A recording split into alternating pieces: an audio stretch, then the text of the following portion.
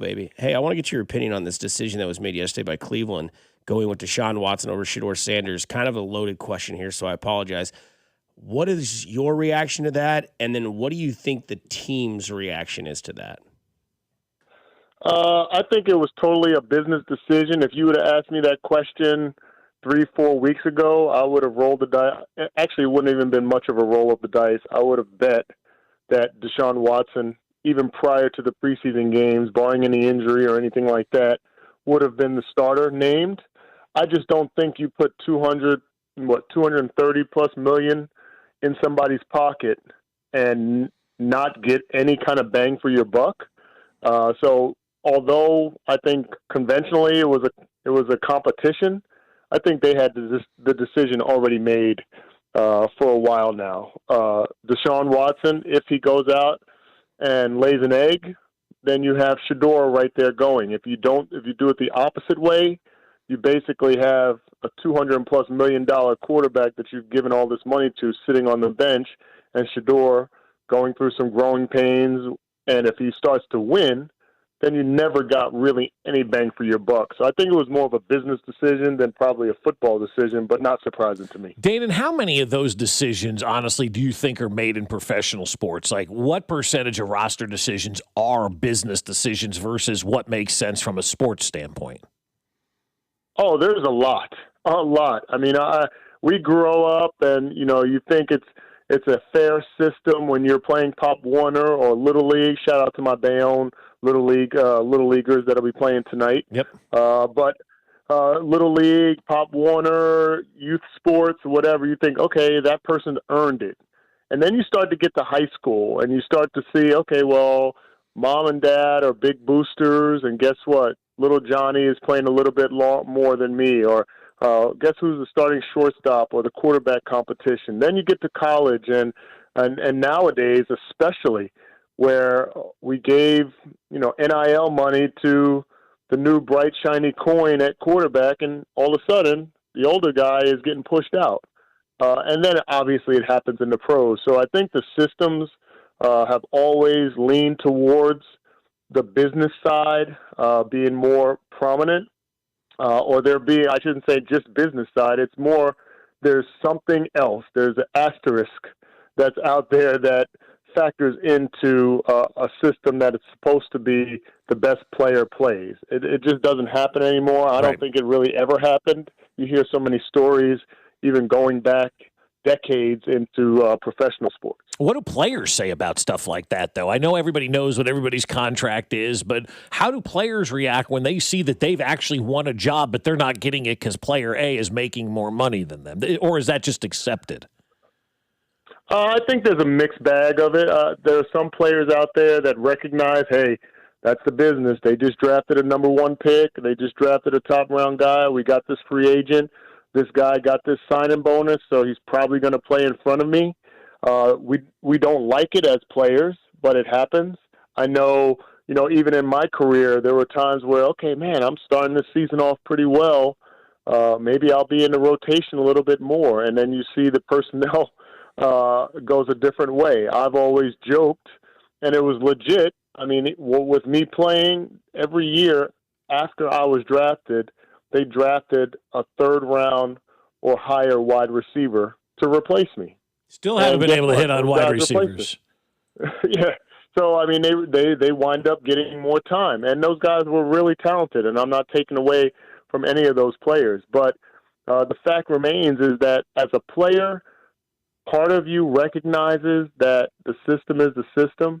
The other part of you, it's tough to digest. And I've been in that locker room. I remember Rich Gannon and Elvis Grbac and that whole debacle when we were 13-3 in '97, and Rich came in. He was the hot hand, and everybody in the locker room was like, "Why is this an issue? He's the hot hand. We just beat Denver with Rich at quarterback, and now we're about to play them in the divisional round. What are we missing?"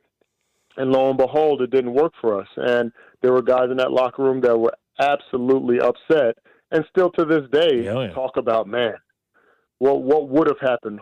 Woulda, coulda, shoulda. And but we understand the business is the business, and it happens that way. I remember my rookie year. This was kind of my my baptism into the NFL. Neil Smith held out my rookie year in '93, came and signed on, I want to say maybe the Wednesday of the first game. We're going down to Tampa, and he plays and starts in that game. I was like, oh, my goodness. Like, this is the business of the NFL. Well, I guess welcome to the NFL. I'm glad that you said that because I did a topic on that earlier, Danan, about because the crowd and the booing of Deshaun, and then he came out and said what he said to the media and then apologized. I didn't really apologize. He addressed the situation. And that's the first thing I thought of, Danan, because I was 10 years old when that happened in '97. So all I had was like my father. Thanks a lot. You bet, man. Thanks a lot for saying that. Hey, I'm 1 year away from 40, so I'm almost up there. But I remember the only thing I really had to go off of was like, my dad telling me what, the tabloids were saying, what the TVs were saying, what, the reports on television were saying about Rich Gannon and Elvis Grbac. And I was wondering how much you can go into that about what was that locker room like, because I feel like the Cleveland locker room is a mess because I think they probably don't want to have Deshaun as their starter. But I do remember that because, it's not like Grbac played bad in that game against Denver in '97. We brought up earlier, 24 of 37, 260 and a touchdown. He was sacked 4 times. Now, I assume some of those plays Gannon might have gotten away from. But I'm wondering how much you can go into of like what that was like when that decision was made and then how much that decision affects going into the game that day. I think it's more about the after effects. When the decision is made, we're so much creatures of routine and habit and structure, and players are like that. When you come in on Monday morning, this is what you do. This is the workout you do. This is the treatment that you get. This is what time the meetings are, special teams meetings, defense, offense. Coach jumps up, says his thing. Then we go out to walk through, practice. Everything is routine. So you're conditioned as an athlete to just be about the routine and make sure that you're preparing for your best performance and to do best for the team in your role. So it was more so like, okay, wow, Elvis is about to start. And then you start hearing the whispers around the locker room.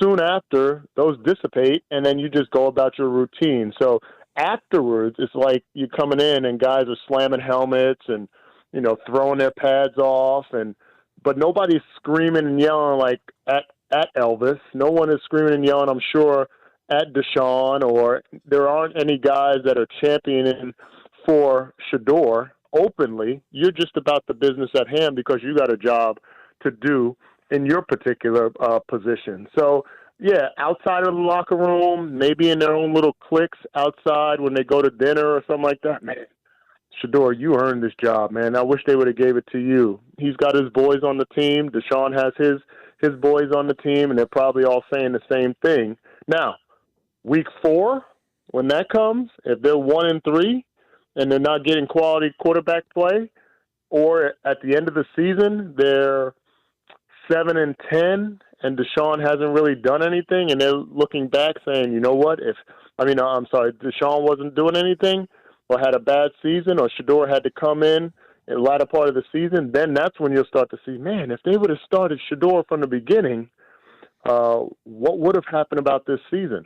Yeah, I think that's when you'll start to hear a lot of that. Those coaches have a job to do, though, of kind of keeping that locker room together. I'm sure it will be a little bit fractured out there of what people are thinking and who they believe in. It's human nature, Danan, to do that kind of stuff. So what does Todd Monken have to do to make sure that he does not lose this locker room before he even has an opportunity to take control of it? Don't even deal with it. Don't even talk about it. It is just another decision that's made. The other thing is, with Myles Garrett being gone, I can't think of another top shelf, guaranteed star that's going to make this team. Yeah, there's obviously starters, 22 starters, offense, defense, and there are guys that know that they're going to be on the team, but there's no super prominent guy that has the level of comfort to be able to be on this team. So if you're Todd Monken, you actually have kind of ace in the hole because you don't have to deal with anybody being that extra voice in the locker room. Even when I played with the whole Elvis Grbac and Gannon situation, we had Derek Thomas, we had Neil. I think Neil was gone by then, but we had Derek Thomas. We had Hall of Famers in that locker room, and they still didn't voice their opposition. So if you're Todd Monken and you don't even have anybody in there that's a superstar, like, you're just about the business at hand. So he's in a really, really good position in regards to not having to deal with dissension in the locker room, and he can just go about the business because everybody else is still trying to earn their keep in the NFL. I'm glad that he brings up the head coach, because do you think that decision was it for Marty? Because he comes back the next year in 98, and Gannon is the starter for most of that season, as you well remember. You guys go 7-9, and then Gunther takes over in 99. How much of that decision weighed throughout just that moment, that loss, and carried on into the next season? Most of us will never know who made the decision. It's my understanding that it was a business decision, kind of going back to our earlier question. It was a business decision. If you remember, before 97, they had signed Elvis Grbac for a nice size contract. At that time, I think it was like 3 years, $18 million or something like that, if I remember. And that was a good size quarterback contract for a free agent. The sentiments of what I had heard was, if Rich goes out there and wins this playoff game, then we look like we have egg on our face from a business perspective, and we cannot go back to Elvis, which makes sense. You can't go back to Elvis if Rich goes out and wins that playoff game. So that's why they started Elvis, and that's what was the decision. And it was my understanding that it was not a Marty decision. It came from above, and that's part of where things started to spiral downward between Marty and the organization. And lo and behold, he coached in 98. I think there was probably something on the table in regards to, okay, I made the decision in 97. It didn't work. You got 98 all to yourself. Let's see if it works your way. If it doesn't, then, you're going to be out. And 98 did not work for Marty because we didn't make the playoffs. That was my last year playing here in Kansas City. And so I feel like that, of what I had heard, that all of those things kind of transpired. Because if you also remember, in 98, there seemed to be some desperation in some of the free agents that we went and signed. Oh, the Van Morris, Tim Eric, Vanover stuff, yeah. So, I mean, we went and got some older guys. We went and got Chester McLaughlin and Leslie O'Neal and Wayne Simmons. And so we had the craziness that happened with Monday night, the Monday night meltdown against the Denver Broncos and Shannon Sharp. So I think all of that transpired because Marty was a little bit more in desperation mode. And it all transpired because of what happened in 97 and that quarterback decision. Yeah, you can't coach in desperation mode. You can't run your life in desperation mode because you end up making those wrong decisions. But they did with the quarterback, obviously. You got to factor in, though, the other 52 players that are out there, don't you, at some point, and say, we can't use this financial decision. We have 52 other guys that we have to be loyal to as well during all of this. Yeah, to some extent. I mean, business is business. I mean, there's things that go on in your industry that I'm sure you look back and you're like, wow, like I would have never guessed that would be a factor. There are layoffs that happen around the world, around the country, in major companies that make you shake your head. So I don't think professional sports is any different from those. It's just that because we consume it so much, and guys like yourselves do an excellent job every day of bringing the reality of professional sports onto the airwaves, that we kind of separate it. We think, oh, you know what, this is just a meritocracy, and the players that earn it are going to be able to play. And hey, Chiefs fans, the best 22 are out there on the field. That's not always the case. Right. You'd love to believe it, but it's not always the case. And there is a business side. I mean, heck, you got teams going and getting sold for $12 billion in the Lakers and continuing to grow as far as value in all sports. And you have to factor in, okay, we see what the athletes are doing. We see what draft picks you're getting. We see what the quarterback position is and who are the superstars. Where does the business side come into play? And before you know it, you start to look around. You're like, oh, that's where it is. This is why this guy is getting cut. This is why this guy is not playing as much. I remember players at the end of the season needing 2 and 3 catches or a few yards for a bonus and all of a sudden not playing. That's the business. Like, that's the dirty side of the business. I had heard I don't know if it wasn't our team, but I had heard of guys saying all of a sudden we came up with this whole personnel package that we never played before, and the last 2 games of the season, I went in on the 3rd or 4th play, and I didn't technically start the game, so I lost out on $250,000 in bonus. Yeah. Or the passing game, all of a sudden I wasn't a target in the passing game, and I needed 2 catches to make another $1 million. And those are business decisions, the ugly side of the business that we don't ever want to acknowledge. Yeah, the most recent one I remember was when Jamal Charles was in Denver. I think he needed like 41 yards rushing in the last week of the season. They made him a healthy scratch and didn't play him in that game because they didn't want to give him that bonus. Danan, let's move on to this season. What are you liking so far from the squad that you've seen at camp in the first 2 preseason games? I'm liking what I see from some of the young talent, some of the questionable, or I should say questions that we came into training camp with. So I'll give you an example.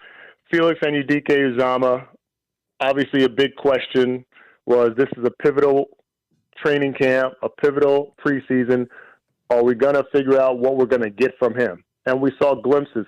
Prior to this last preseason game down in Florida, I had talked about glimpses. And to me, the preseason is about that. It's not necessarily about, okay, man, we're going to see these big-time plays made by these guys, and it's just going to carry into the regular season. Guys don't get that much time on the field to show you a wealth of options that say, you know what, this is going to be what we're going to get. They're going to get into the game and get out of the game for the most part. But what we saw is glimpses. We saw speed of R. Mason Thomas. Okay, snapshot that, and say, okay, 20 plays a game, predictable pass situations. We throw him on the field, and he's able to turn the corner like Nick Bonito and Jonathan Cooper and some of the teams we play against that have shown speed around the edge, just to be a compliment to George Karlaftis and Chris Jones. Check. We got that. Felix Anudike-Uzomah, maybe on the opposite side, if you move Chris Jones inside, if he can just beat that tackle and you're only asking of him 20, 25 plays a game. Check. We got that handled. Like, those are the things that jump out to me from the preseason. Yes, I'd like to win. Yes, we're approaching, 1,100 days since we've won a preseason game, even though we won a Super Bowl during that time. Right, yeah. It would be nice to win a preseason game and go into the season with something positive. But I think if you're thinking about this team, the roster construction, getting glimpses of what we see, Garrett Nussmeier at quarterback. Okay, there are glimpses of what we can tell can be very effective as a backup quarterback. Let's check that box and take a snapshot of that, and then you just build from there. So I do like, to some extent, what we've seen in preseason. There are some things that I think we're still lacking at. I'd like to see some plays being made, not just tackles. Yeah, some plays. Felix made a play. R. Mason Thomas has made a play. Garrett Nussmeier has made plays. Jalen Royals has made plays. Cyrus Allen has made plays. But I'd like to see some more plays specifically on defense. Like, let's start getting the ball turned over. Let's start ripping the ball out of receivers and running backs' arms. Let's kind of get that as part of our identity on the field. Let's get chunk plays on offense. Because I think that needs to be carried into the regular season as well. Well, Danan, this is kind of breaking news now, and I want to get your opinion on it. The Big Ten is set to pass a rule today that doesn't allow players to return from the NFL and play for a Big Ten school. I said the SEC should have done that this morning. They released a flowery statement of nonsense that didn't do anything, that said, we're not going to accept these guys. It was your typical, we don't like this, but we're going to allow these guys to play. The Big Ten is going to make a statement today that anyone who is declared for the NFL draft and did not withdraw, appeared on an NFL roster, or signed a contract with a pro league cannot be on a Big Ten roster. How would you feel if you were playing college football and dudes from the NFL were coming back trying to make the team? Leave it up to the Big Ten to be the standard of college football. Obviously, being an Iowa Hawkeye, I love that. But I think it's nonsense. I mean, if you play a different sport, for listeners out there, I played professional baseball. and still was a college student and still played college football. But you didn't play college baseball. Yeah, not at the same time. Right. Not at the same time. So, yeah, that's different. And to think that guys can go through a training camp, go through OTAs, get coaching, off-season workouts, get to training camp, look at the depth chart, look at their options and the fact that they're not getting much play, and decide, hey, I'm not only, now this is the money side, hey, not only am I able to go back to college and play, but I can go back to college and make more money than I would as a practice squad player in some respects, and have that option. It's totally ridiculous. I'm disappointed in the SEC and anybody that would accept those players. I get it. As a coach, you're paid to win yesterday. And whatever way you can go out and win, you go out and win. But I think there has to be a standard, and I'm glad the Big Ten is setting that standard because it's absolutely ridiculous. And if you're a player, to your question, like you've gone through staying at that school because you had an opportunity to transfer, you stayed at the school, you earned your job, you went through spring football, summer workouts, and everything, and you are the person that is going into the 2026 season expecting to play in a couple of weeks, like literally a couple of weeks. You're expecting to be the starter, and then all of a sudden somebody decides to come back from the pros and takes some of your time and eventually takes your spot. Yeah, like I think it's ridiculous, and I'm glad that the Big Ten has taken a stance.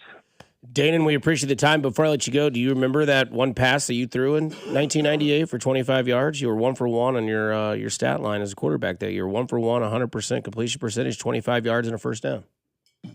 Yeah, I do. It's a double pass, 325 double pass. I was lined up on the left slot. It was on their sideline at Arrowhead Stadium, and it was a corner route by Andre Rison. I threw an absolute bullet over the head of the DB, between two DBs for a game. Yes, I do remember that. I would hope you remember that. You threw a pass in an NFL game. I mean, if you would have said, I don't really remember that one, I would have said, you only had one. I threw multiple. I threw multiple throughout my career. Oh, that I was year, the emergency quarterback. Yes, I did. I think I was 4 for 4 in my passing. So that's great. Throughout my career. So. Better than Mahomes. Still had that baseball hose on you. That's right. The arm was good back then. Danan, we appreciate the time. Take care and be easy, man.